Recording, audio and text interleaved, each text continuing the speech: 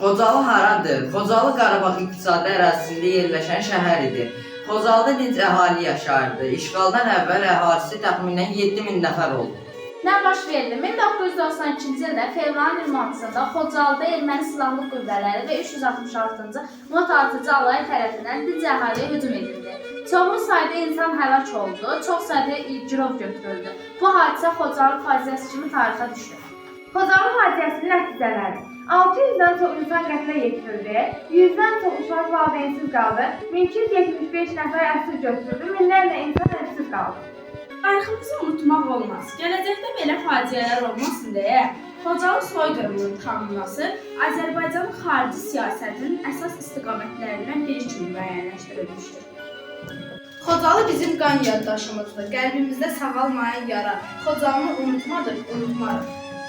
Xocalı şəhidlərinin xatirəsini bir dəqiqəlik sükutla yad edirik.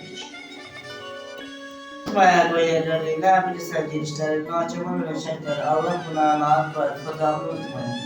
Bir tarixdir qədim şəhər, olmuşdu onları da səhər. Dərdə düşdü, boğdu qəhər, Allah buna naat qoyaq, Xocalını unutmayın.